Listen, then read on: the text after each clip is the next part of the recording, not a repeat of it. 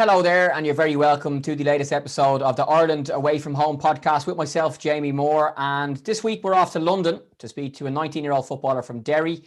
Jordan McEneff plays for Arsenal, and he's joining me now on Zoom. Jordan, how are you? I'm good, Jamie. How are you? Yeah, not too bad, thank you. Not too bad at all.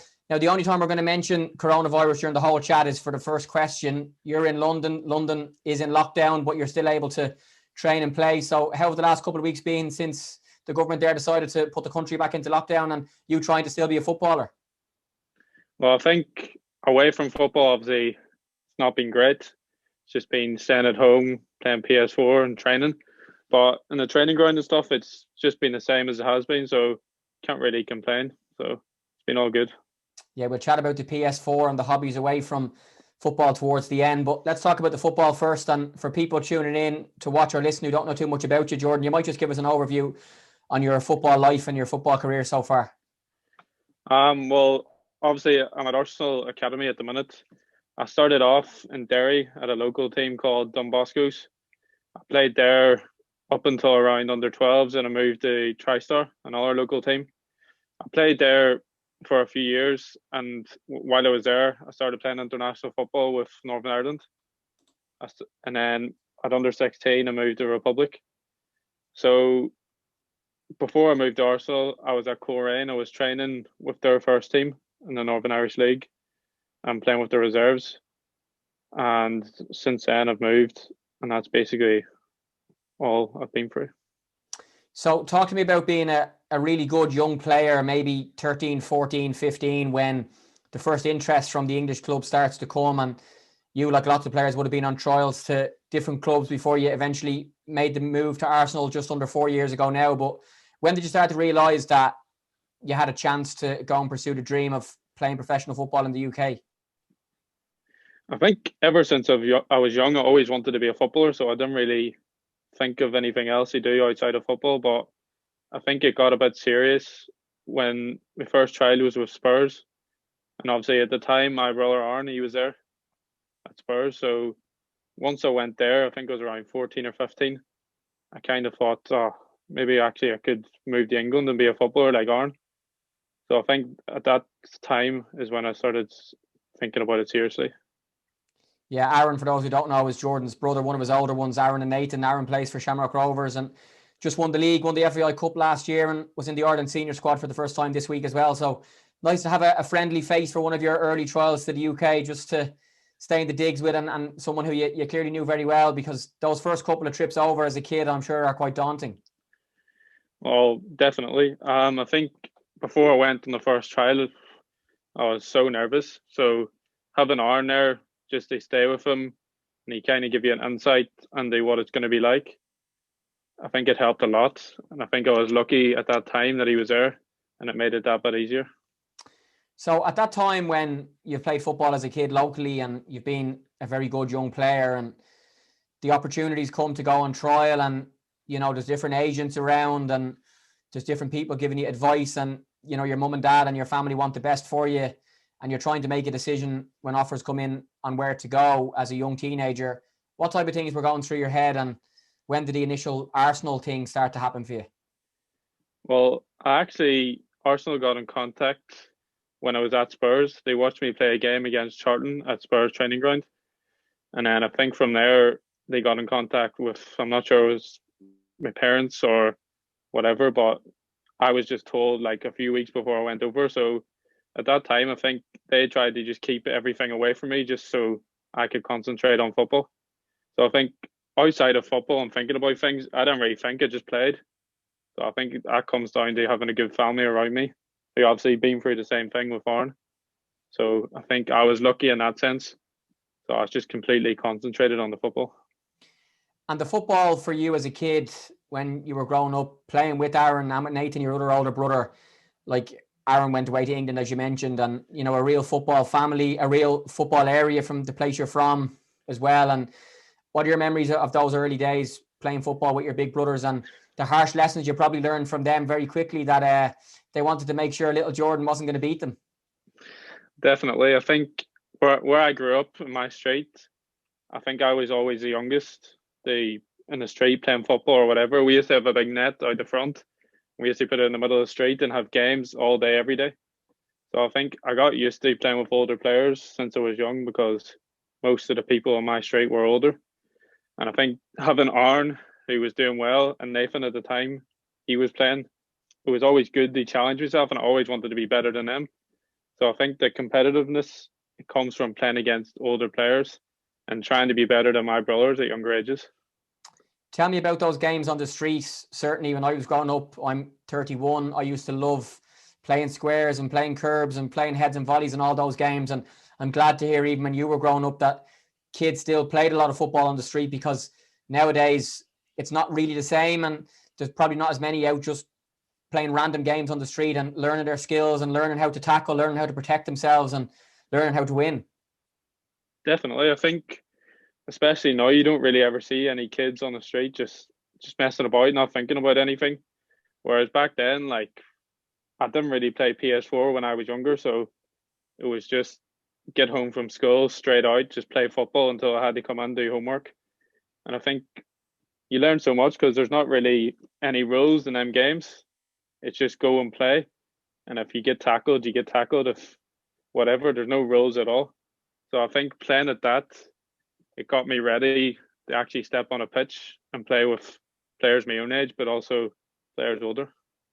Yeah, you hear so much on different radio stations and TV stations now about street footballers, and this player and that player was a street footballer, and in many ways that helped you to develop a lot of the skills of the game that you've taken into your career now. And you're still a young player with lots more to learn, but those early skills and everything that you would have learned on the streets of Derry, I'm sure, have stuck with you.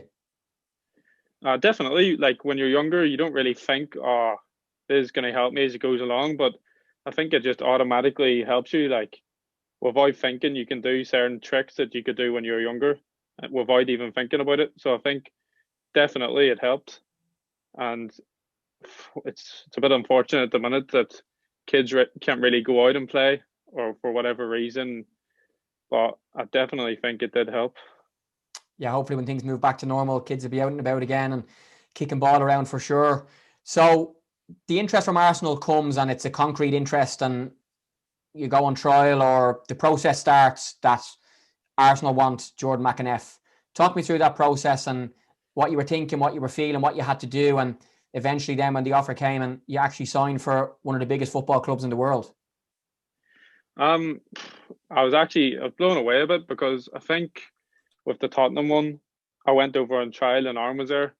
So I didn't really know what to think of it, whether I was just there because Arm was there. Or, obviously, I believed in myself, but once other clubs started coming in and I went to Arsenal, I went to Arsenal, and after the first trial, I played a game. I think it was 11v11 in training with the year older. It's like just straight into it. And straight after the session, they sat me down. I think it was me and my ma were over. And they said, oh, we want to offer you a contract. So it was really quick. And when he said that, I was kind of just sitting there thinking, are they joking? Are they being serious?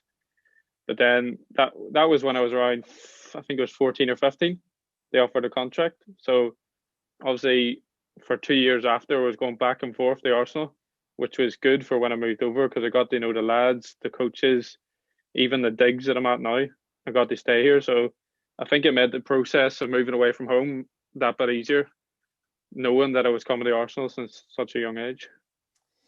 You're very like your brother Aaron, who's been on my League of Ireland podcast a couple of times, and he also calls your mother me ma, and I know your dad's from Dublin as well, so it's nice that you haven't lost the Derry twang and your ma still knows she's your ma. Definitely. I don't think I get a bit of slagging over here for having an accent or whatever, but I don't think it'll ever change. And to be honest, I like it. Yeah, I can't understand footballers who, I don't mind, certain words, and there might be certain things that you say that might be a little bit different to how you would say if you lived in Ireland, but you've heard over the years of lads who just get English accents or Scottish accents all of a sudden, and it's just fairly bizarre. So nice that you've kept the Derry twang. So the Arsenal stuff is, you've been over a number of times when you're 14, 15, you've seen the digs, you've seen the training ground, you've met the people. When the offer comes and it's time to get down to business and actually decide, do you want to leave home? Do you want to move? Do you want to sign for Arsenal? Tell me about that process and eventually signing on the dotted line, as they say. Well, I think as soon as they offered it, obviously I spoke to my family, and we all thought at that time the club was probably really good for me, like all the coaches, the facilities, everything. But I don't think we didn't rush into the decision. It took him over loads of months where we decided if it's definitely the right club for me. But I think um, when I actually did put the pen to paper, it was just the last 2 years of school or last year of school. All I could think about was moving away. So I think it was definitely exciting, and it gave me time to get ready to move over. There'll be lots of young players watching this or listening, and maybe their mums and dads as well, and they might be in a situation where there's interest from clubs and that sort of stuff. You mentioned the last couple of years of school there, and education is something that I wanted to touch on briefly.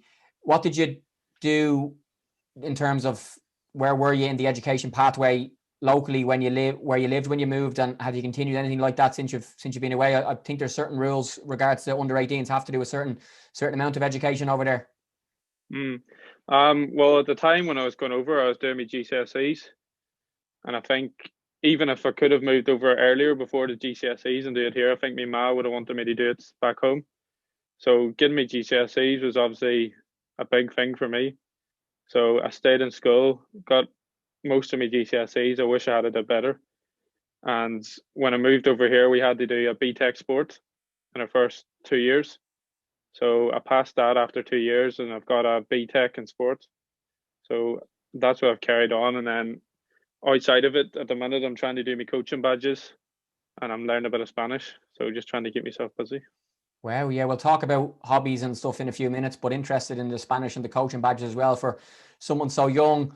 And speaking of so young, Jordan, so it's time to move and you're jumping on the plane and you're packing your bags and you've signed the contract and it's time to go and you're landing back in London into your digs, into training for the first time as an Arsenal player, moving to a big city, a massive city that's not home but is close to home. What was going through your mind then? And I suppose excitement, nerves, a little bit of what's going to happen to me here and how am I going to settle, I suppose. I was definitely nervous. I can't lie. Because going over and back, you're going for the weekend and then you're coming back to see your friends and your family.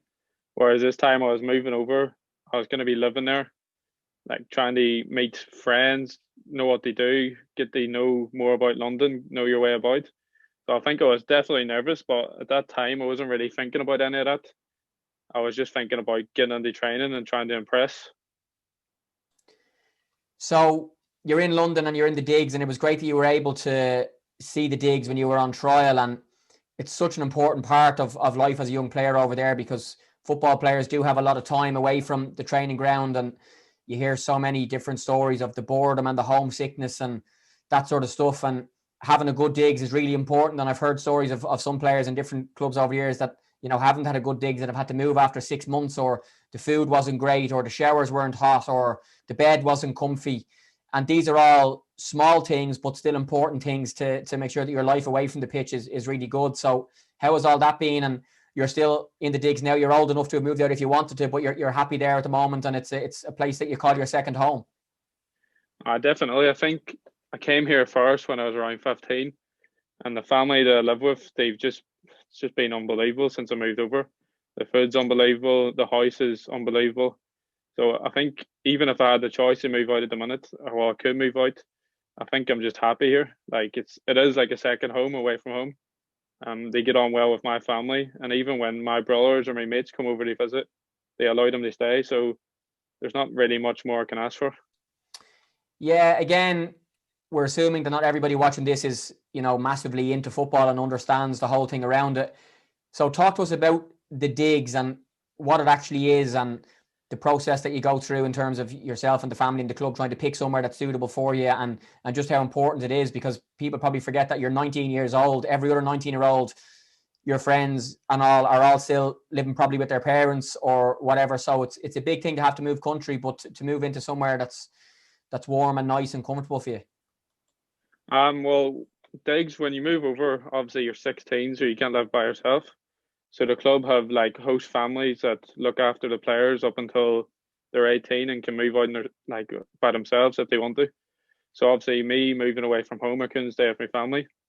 So you basically move on with a host family. And to be fair, Arsenal were really good with it. They let me speak to as many families as I wanted, just to make sure that I was happy with where I was living. So I think it is important, definitely, when you're moving over. It can be the difference between getting homesick and being happy, what kind of family you live with. And I think I was just lucky to get a good family. Because it's almost like a second family, really. And, you know, you spend so much time there, and, you know, you could end up 4 or 5 years there before maybe when you're 21, 22, you do move out. And it's something that you form a real special bond with those people, don't you?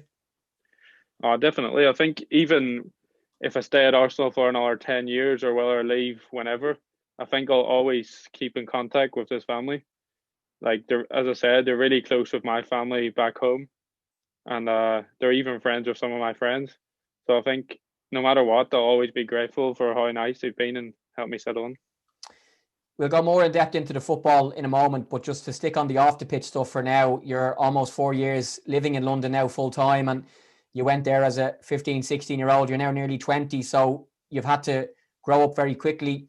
What's the city like to live in, and what have you enjoyed about living in one of the most famous places in the world? I've got a couple of really close friends that live there. I've loved my trips over. It's, I'm sure, a nice place to live, and lots to do away from being a footballer to occupy your mind.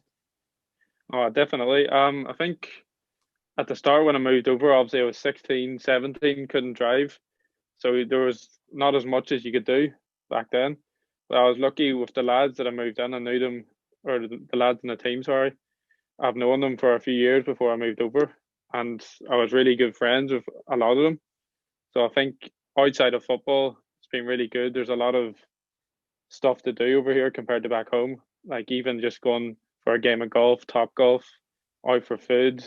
There's just so many things you can do. It's like a place where you can't really get bored, if you know what I mean. Yeah, and when you're 16, I'm sure you're like every other 16-year-old, and you're just rolling with the days and rolling with the weeks. But as you got a little bit older now, have you grown to appreciate, you know, what London has to offer you? And I know at the moment it's not very easy to do much, but just if you could probably pick a place to live, it's one of the nicest places for a 19-year-old from Derry to go and live for a few years. I think so. I think once you get used to it, it definitely is. Like once you know your way about. But to be honest, like central London, I don't think it's a bit of me. It's a bit too hectic. A lot of my friends would live just outside of London. So I do like even outside of London, there's so much to do. And I'm lucky that most of the lads in the team are from England. So I've got to get close with their families and stuff, and it's just been good.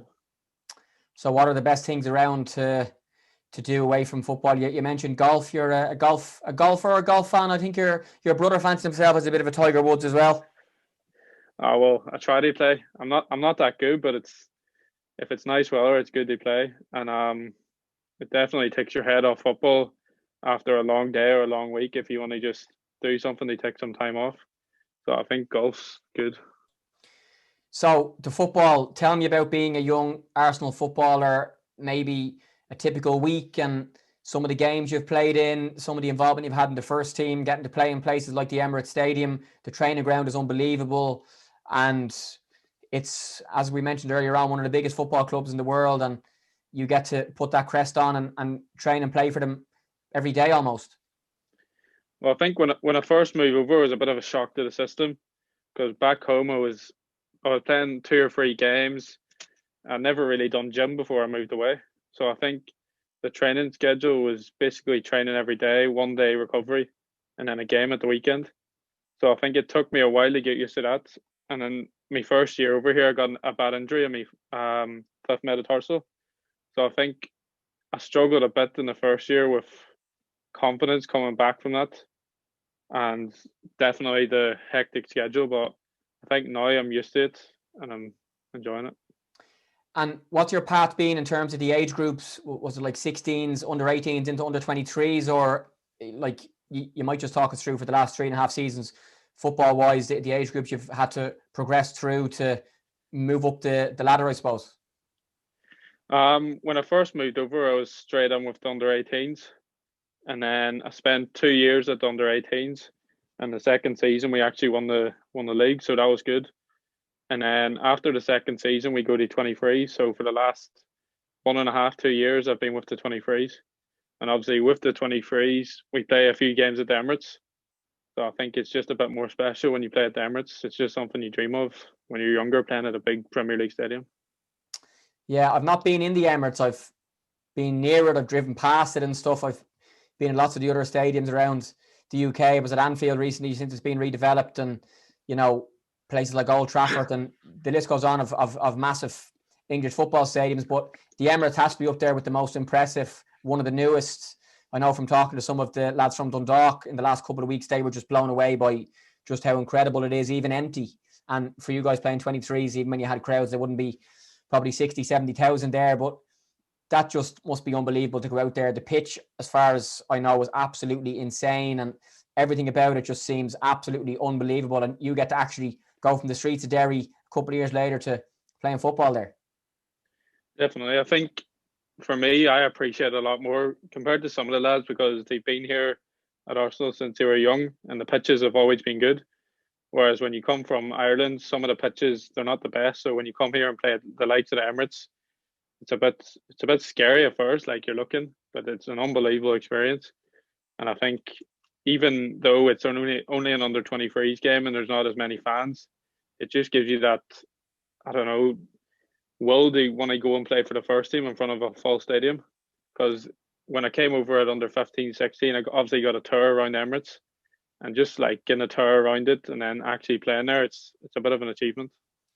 What does it have away from the pitch, like the stuff that we don't see, like the changing rooms and the physio rooms and whatever else there might be? Because I'm sure, given how impressive the facilities are for the fans and the media and the players to play in the pitch, I'm sure internally all of those things are top of the range.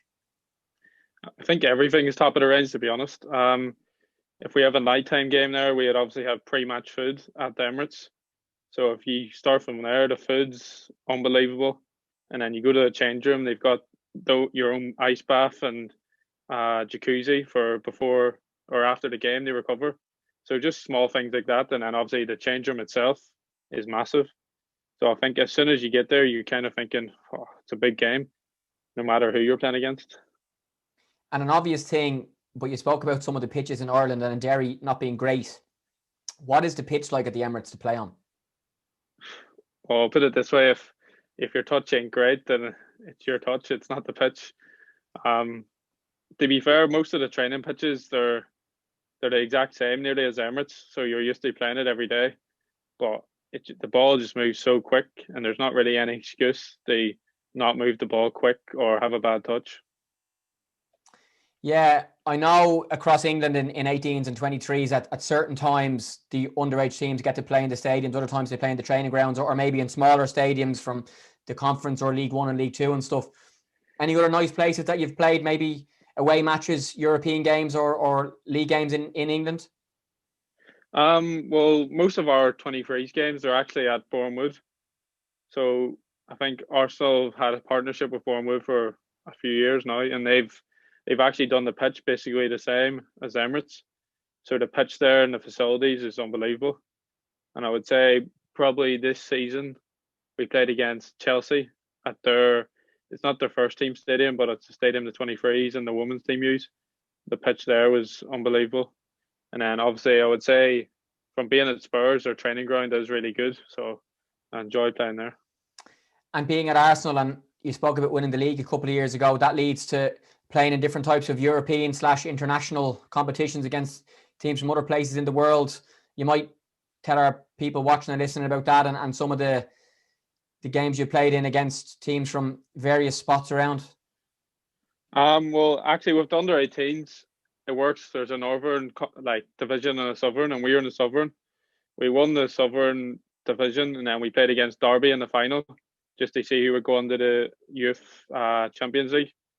And we lost that game, so we didn't actually get to play any European games. But at under 23 level, we played last year. I think it's the International Cup. We played against Dynamo Zagreb and Villarreal. Them kind of games, it's just good to play against different styles, like from different leagues. And we were doing well in that last year as well. We made it to the semi-finals, and then with COVID, obviously everything stopped. So it would have been good to finish it off. Yeah, well, who knows? Maybe when things are back to normal, that will get moving again. in terms of the standard, Jordan, the football standard and the type of players you're competing against, firstly to initially sign for Arsenal and then break into the 18s and then break into the 23s. And we'll speak in a minute about the opportunities you've had to be involved in the first team and in Europa League squads recently and quite regularly training with them and then the opposition players as well. Like, what's the standard like and how testing is that for you as a young player to have gone from locally in Derry being the best player in your team every year for years and years and years and then going to compete with and against some of the best in the world? I think for me, it was definitely one of the biggest shocks when I came here, because obviously playing back home, you nearly know that you're going to play every week, no matter what. Whereas when I came here, I kind of knew that there was other players in my position, so there would be some games where you'd be on the bench or you wouldn't start. So I think psychologically, it's a lot tougher over here to like be strong. When you don't start, they come on and make an impact. And I think I struggled near the start, not when I didn't get picked for games or whatever. They picked myself up, and I think it's just something you have to learn, that every player at Arsenal is going to be good, so you have to perform every day. And I think if I was given any advice to someone coming over, I wouldn't take anything for granted. So if you're playing in a team, just continue to do well and work hard. Yeah, really good advice for sure. So you're playing well for the under 23s and the first team. I'm not sure how it exactly works at Arsenal, but they're clearly keeping a close eye on all of their young players and watching games either in person or on video. And at the time, Unai Emery would have been the first team manager. It's now Mikel Arteta, and you have been involved in sessions and around squads and named in the Europa League squad recently as well. So talk to me about your progression, maybe your first session with the first team and how your involvement with the Arsenal first team has worked over the last couple of years. Well, I think the first involvement was my first year as a 23s when Unai Emery was here. It was my first pre-season as a 23s player. And Unai Emery, he loved to play 11v11s, obviously the first team against the 23s. So at first you're thinking, oh, it's going to be a good game. But once you actually get used to it and start playing, it's just really good because you're playing against the best players in the world, and it's something to test against. And I think one thing you have to do when you're with the first team is just treat it as a normal session. I think it's been an unbelievable experience being able to train with the first team as much as I have. You know, your standards have to be so good and you need to go in there and really, really, really perform because you're going up a level and a level and a level again. And there will be certain demands on you in a good way, because that's what you need as a young player, you know, for the senior players to demand the best of you. But I'm sure as well they're great with you if you do make a little mistake or whatever, that, you know, it's an arm around your shoulder to encourage you as well. Definitely. I think with not only Arsenal first team, I think any first team anybody will play for, it's obviously the standards are higher. So if you're not doing something right, they'll let you know. Whereas I think it's under 18s, 23s, it's a bit more lenient. But obviously, when you go over there, there is a lot of players that will give you a hand or help you out coming over. I think the likes of Rob Holden, David Luiz, they were a big help when I went over. Like, if you're just doing drills, they'll make it a bit harder for you just so you can improve. So it's good to have players like that at the club. David Luiz is one of the most famous names in world football over the last number of years. And for you to just roll his name off as someone who you're training with and someone who's helped you is incredible. Well, I think if I had said that a few years ago, I would have been a bit starstruck. But I think when you're around the training ground every day, they just become normal people. And when we went over at the start, I think he had only joined the club 1 or 2 years. Like, it's just a simple passing drill where you would do with the 23s, the same drill. But I think the intensity is just a lot higher over there because they demand it. And I think even if you have a bad touch or whatever, he'll encourage you to do better or give you advice on how to do something in training a lot better. And when it comes from someone that's played in the World Cup, played in the Champions League, it means a lot.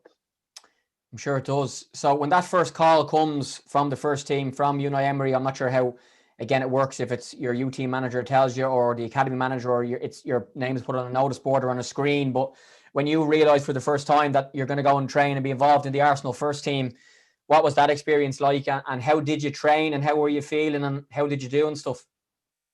Well, usually when you're going over to the first team, you come in as a normal day, and the first team would let the 23s manager know what players you need. So when they first came up, we were in the gym just doing some activation before training, and when they told me, obviously at the time we got a different jumper for the first team, so you put on the first team jumper and you go over. I was just buzzing, to be honest. I couldn't wait to go over, and I think when I went over, I was a bit shocked at how quick it was, but after a few minutes, I think I got up to speed, and you just have to realize you can't take as many touches. It has to move quicker when you're with the first team. What does it feel like when you're training with the first team and you do something good? You take a great touch, you play a lovely pass, maybe you score a goal or you make a tackle, and you know yourself that you've just done something good, but the gaffer or the teammates or someone says, "Well done, Jordo," and that must just be like dream stuff. No, definitely. I think anywhere you are, confidence is a big thing. So if the players and the managers of the first team are giving you confidence, it's going to make you play better. But obviously, on the other side, if you're not doing too well, it's up to you to get over a bad mistake or whatever and try put something right.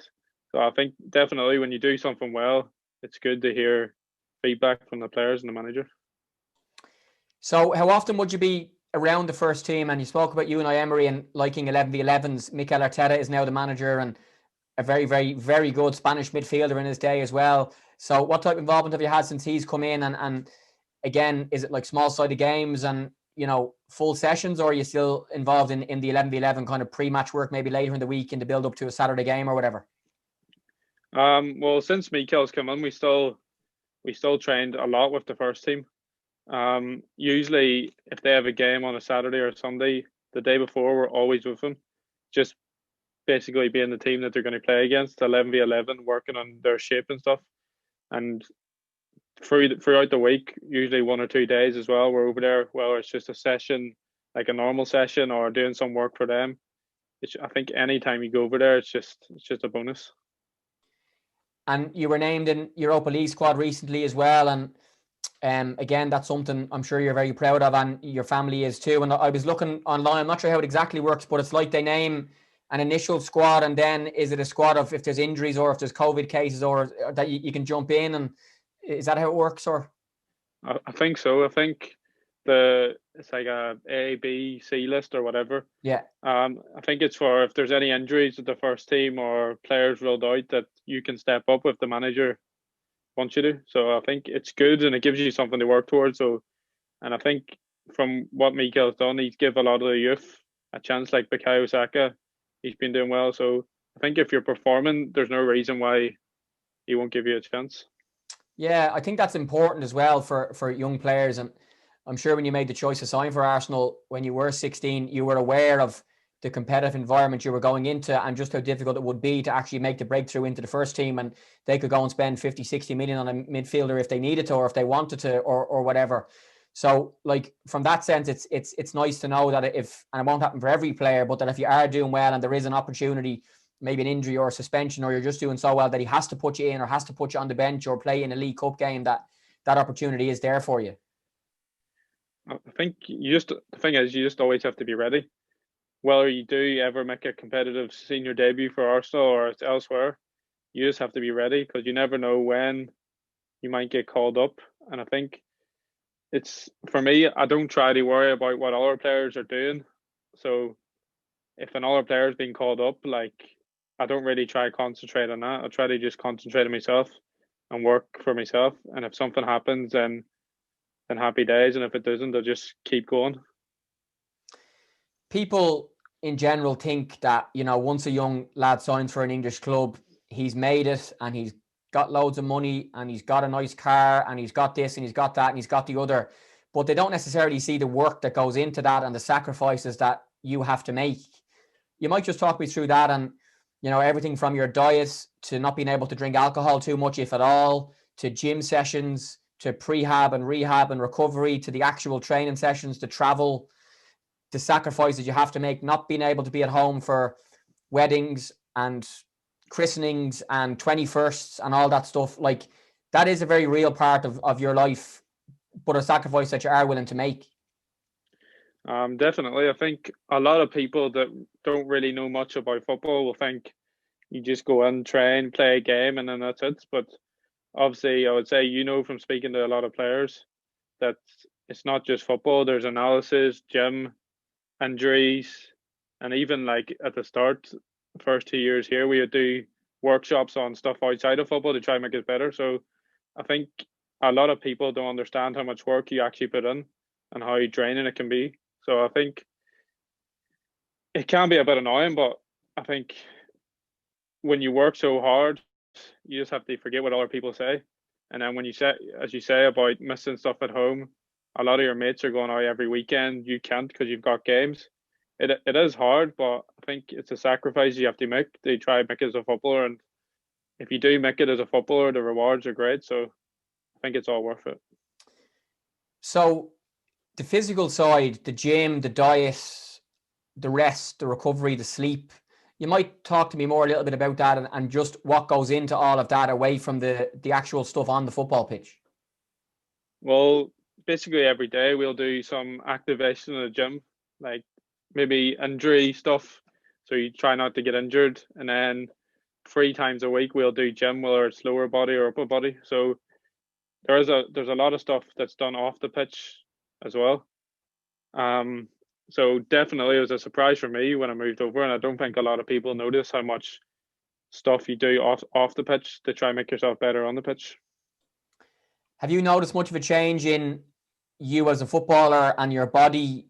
Because you said when you went over, you had never really done gym and strength and fitness and pace and power and all of that stuff are so important at the level you're at. Have you noticed much of a change, and how did your body adapt to the load of going from maybe 2 or 3 times a week in Ireland to full time on the pitch and also in the gym every day, and the extra load that did put on your young body? Like, I think at the start I did struggle a lot, and I picked up a few injuries in the first 2 years, and I think it was just a shock to the body. But if you've seen pictures from when I first moved over compared to now, I've definitely got a lot stronger, and I would say I've got a lot quicker. So I think that comes down to learning a lot more about what kind of diet you should have, what kind of training you should do, and then at the minute I think it's just knowing what your body's capable of. So I think when you're training or when you're doing gym, it's good to know what you're able to do and what will make you play better at the weekends or whatever. Yeah, I'm fascinated by sports science and all of the data behind training now and loads and GPS and even like individualized gym programs for specific players in specific positions and stuff. And that's something I'm sure a club like Arsenal is at the top level. How have all of those bits and that expertise and those people and the different, ways of using that data helped you? Well, I think even before I came over, the club spoke and the sports scientists about how every player gets their own individual plan. So whether you've had injuries at certain places, they'll give you a plan that will help you. So I think in that case, it's been really, really good. And then obviously with games and training, all our training minutes and match minutes are monitored. So they know when we should be doing more or when we can have a day to recover. So I think the fact that they've got a lot really does help. And they really know what you should be doing. How closely do you have to watch, Jordan, what you're eating? And, I'm not sure how often they would check, for example, your weight and other stuff like that. I know it's fairly famous in pre-seasons. Their first day back, they'll take your body fast to see what you've been doing on your holidays.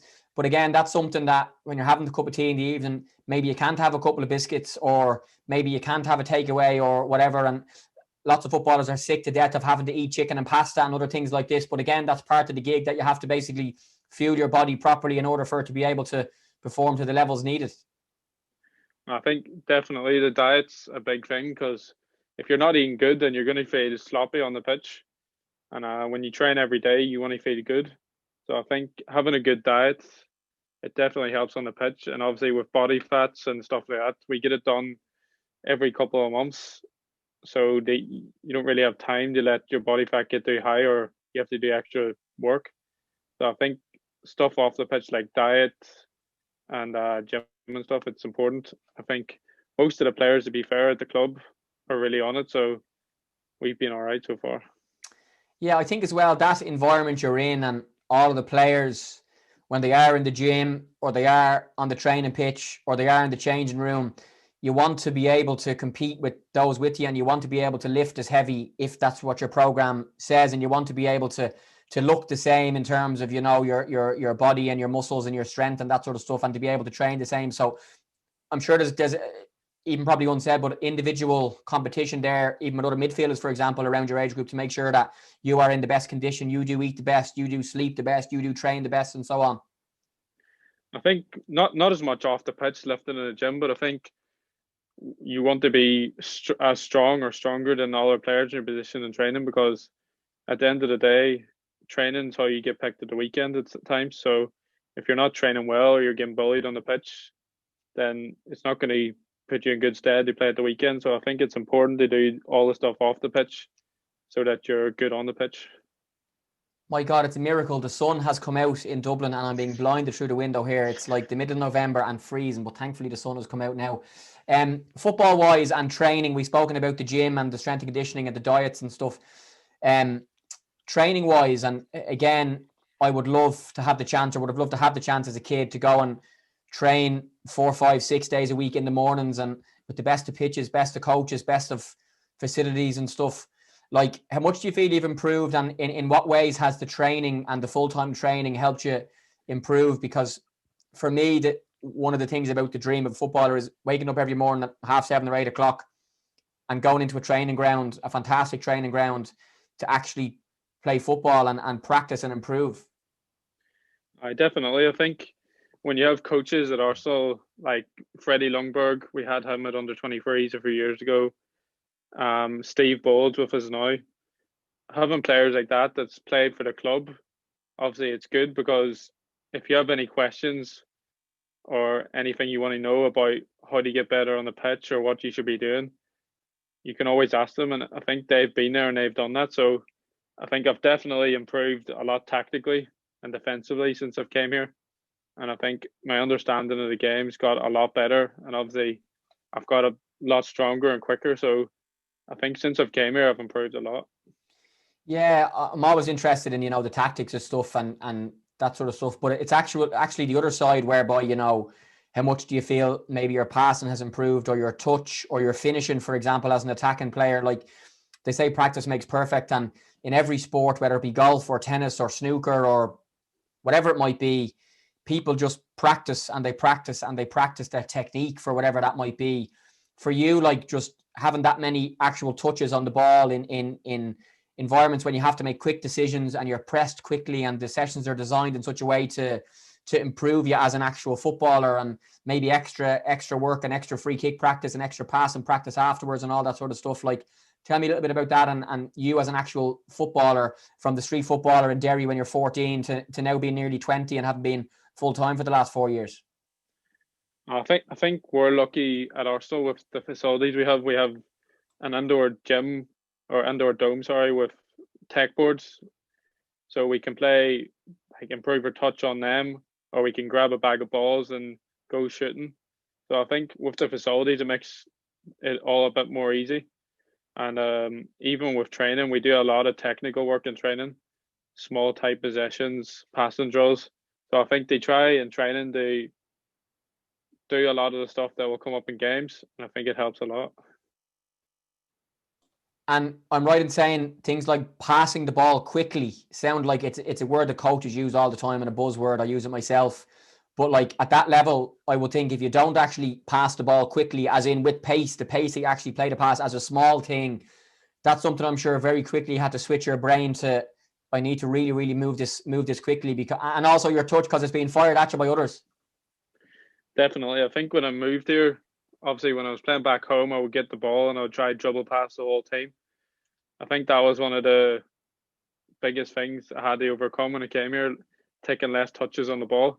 Because at the end of the day, if you're playing against good players and you're taking 5 or 6 touches, you're going to lose the ball. So I think getting used to playing 1 or 2 touch or moving it and then making runs off the ball or movement off the ball was something I've really improved. The other side of it then, the video analysis and the tactical stuff and the preparation. And again, it's at a level now that's probably people never thought it would get to. Like, I did my UEFA A license 6 years ago, and I did the Utility A license 3 years ago. And even since then, some of the techniques and the tools and the ways that football is analysed and the ways that it's presented then to the players and the group is changing all the time. How do you find all of that? And it's something that's becoming more common in football, but I think it's important as well that there is something, of a balance between not giving the players too much, but giving you enough info on the opposition and how they might come near you or what they might do with you and how they might press you and stuff like that. It is important, but I suppose important not to be overloaded as well.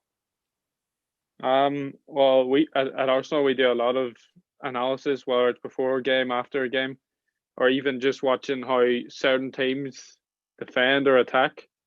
So I think before a game, usually on the day before, 2 days before, we'll watch clips on the team we're playing against, so we kind of know what formation, how they press them, how they attack, how they defend. So going into the game, we know a lot about the team.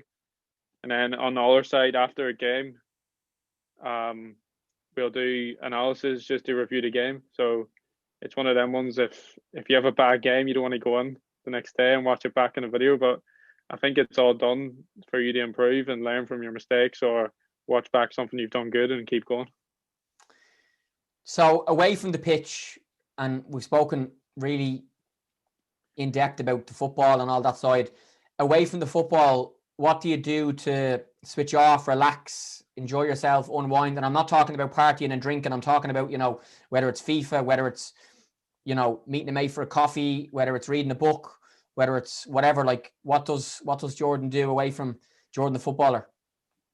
I think especially since lockdown started, I've started playing PS4 a lot more. So I'd say that's one of my biggest hobbies. And then obviously just at the minute we can't with the lockdown rules and stuff, but just meeting up with the lads, whether it's going for food or going for a coffee away from football, it's just something to do and it gets you out of the house. So I think doing stuff like that, it's so important away from football, just to take your head off football and completely just focus on something else for a few hours or whatever. Are you a FIFA man? Well, at the minute I'm more of a Call of Duty man, but I'm decent at FIFA as well.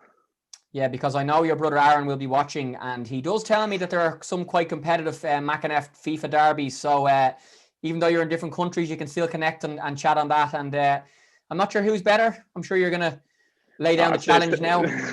It's definitely me. I think out of all three of us, Nathan's definitely the best. But between me and Aaron's one of them people. He thinks he's the best at everything. So I played him a couple of times on FIFA 21, but he hasn't been back on since I played him. So maybe he needs a bit of practice before he plays me again. Maybe his Wi-Fi is broken and he can't play you. It must be that Dublin Wi-Fi. Must be. So that's the PlayStation, and of course at this time you can't go and play golf or go to Nando's or go for a coffee and stuff.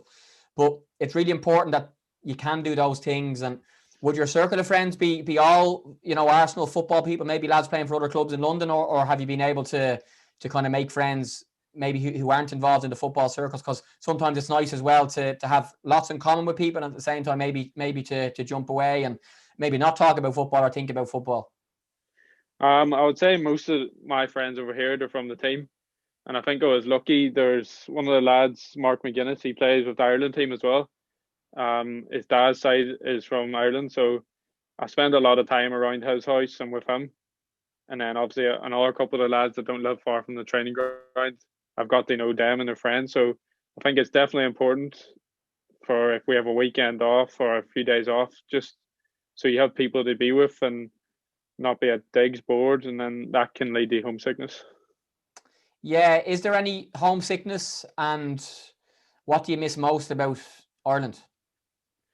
I think in the first year, maybe a bit of homesickness, just like you can't go meet your friends from back home. Just at the start, it was a bit of a shock, but I think as the years went on, I'm always on FaceTime to my dad, my brothers, and even my friends, so that helps a lot. But I think it makes it a bit more special when you go home for Christmas or you get a weekend off.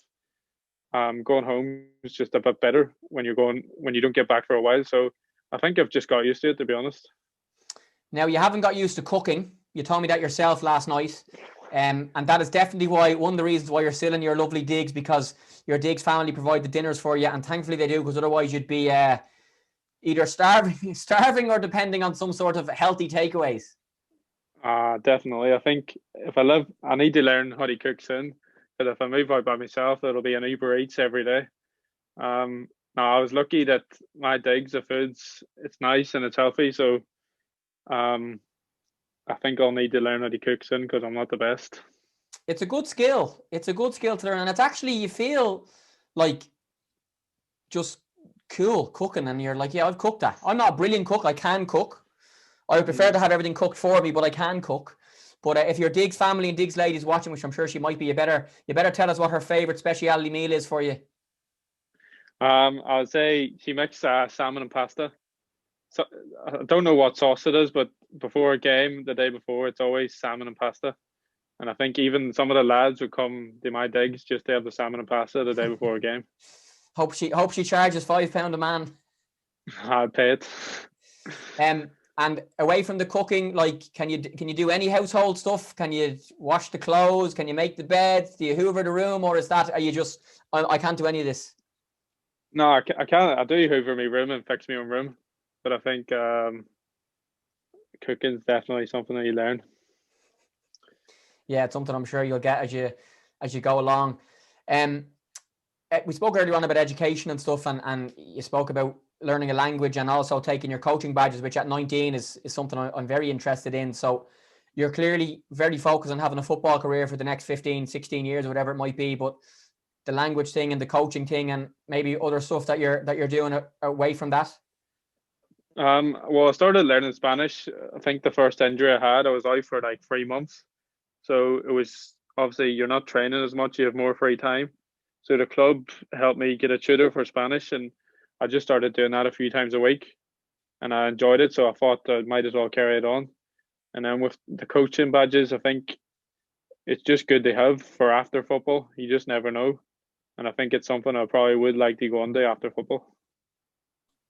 So the language side of things, like, how have you found that? And don't worry, I'm not going to ask you to make your next answer in Spanish, but it's one of my main regrets is not to learn a language. I did French in school up to leaving cert, didn't continue it, and I actually hate being on holidays in places and like either expecting the people that you're there with, the hotel staff or the restaurant staff, to actually speak English, or that you're using, Google Translate and stuff to actually order a beer or order a meal or ask for directions. Like, so how have you found that? And it's it's really cool that you have decided to go and do that. Like, Oh, well, I wouldn't say I'm fluent in Spanish yet, but it definitely helps if you go to a country that speaks Spanish. Like, I can hold a bit of a conversation and ask questions. So I think just knowing the simple questions when you do go to Spain on holidays, it just makes it that bit easier.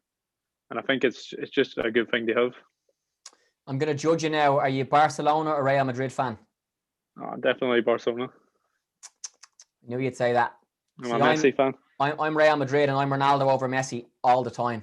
But we might not start that debate. I've had it with lots of people over the years, and nobody ever really lets me get my word in because they're just so in love with Messi. So, but you'd be Barca and Messi? Definitely. So, speaking of players, you're growing up, and you're still growing up now. But what midfielders, what attacking midfielders do you watch? Do you like? Do you model your game on? I saw Jack Grealish even this week after one of his England games was saying he was watching videos of other players, and he's like a Premier League player, and he's an England international, and he's still doing it. So I know it's something you've done since you're a kid. I think one of the midfielders that I've always watched is Frank Lampard. I think the way he could score so many goals from midfield was unbelievable. So definitely I've watched probably every clip of him on YouTube.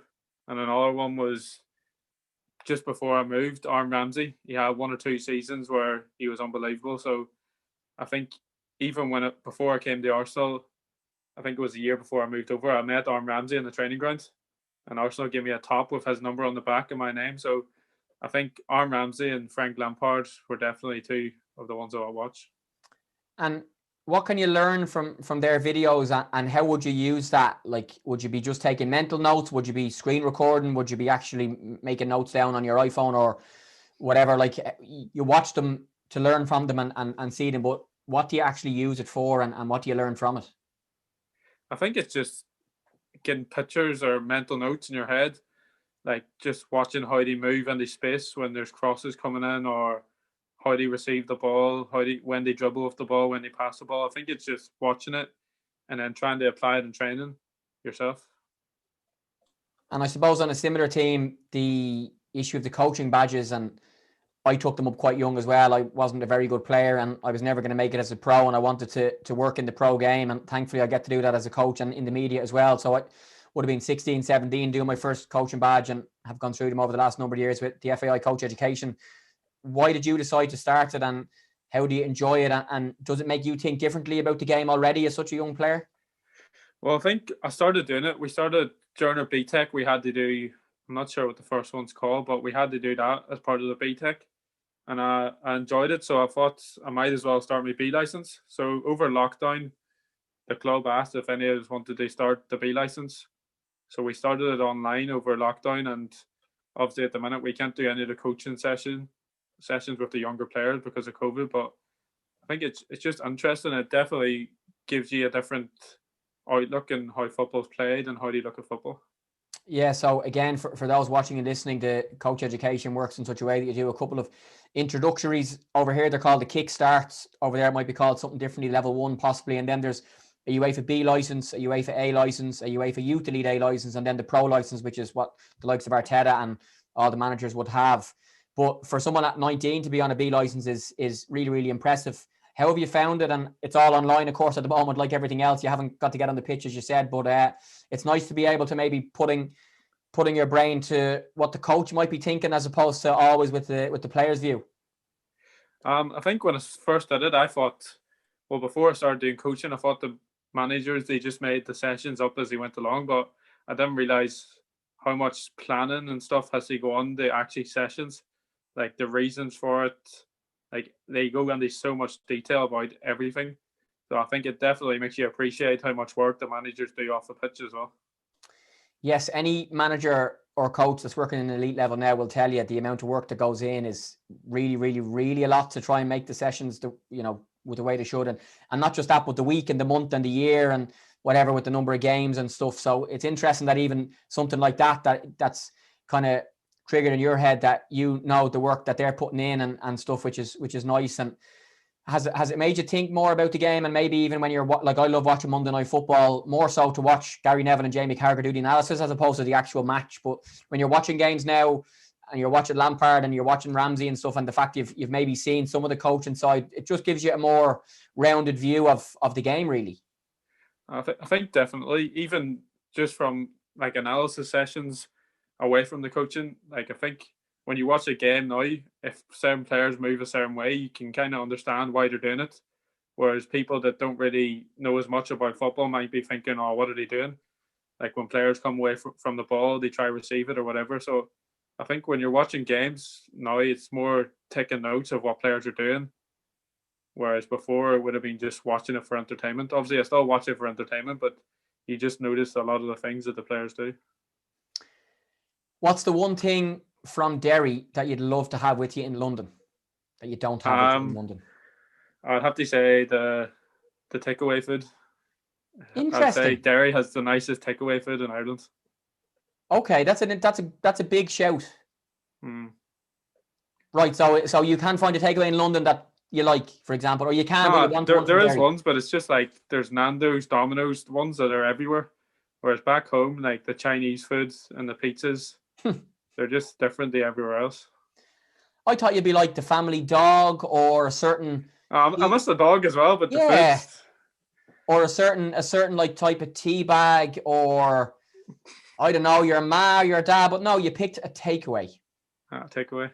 Some older players, I had Pierce Sweeney, Zach Ebezetti, and Darrell Lennon on recently. They're all playing in the Championship, League 1 and League 2, and they're like mid-20s. Pierce with like pint of Guinness, give me a pint of Guinness, etc. But yeah, the takeaway is fine.